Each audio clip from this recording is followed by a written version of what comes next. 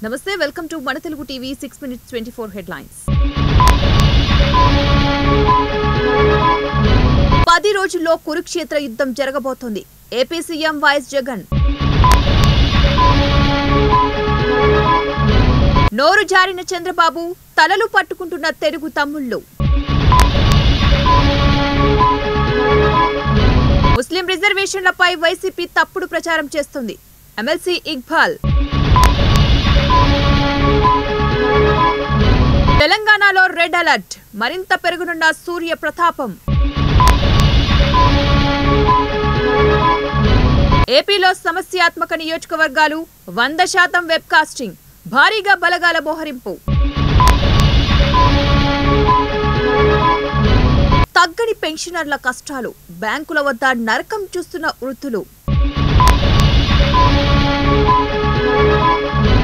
కేసీఆర్ కాంగ్రెస్ పార్టీలో చేరడం ఖాయం బీజేపీ నేత లక్ష్మణ్ అబద్దాల కాంగ్రెస్ కు ప్రజలే బుద్ధి చెబుతారు ఎమ్మెల్యే జగదీష్ రెడ్డి గుంపు మేస్త్రికి మాటలు ఎక్కువ చేతలు తక్కువ హరీష్ రావు నేటి నుంచి మళ్లీ జనంలోకి కేసీఆర్ రామగుండం నుంచి బస్సు యాత్ర పునః ప్రారంభం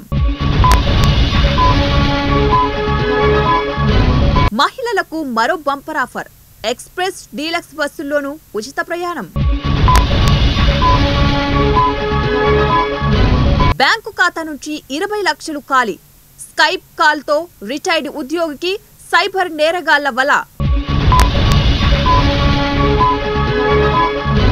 సిరిసిల్ల జిల్లాలో విషాదం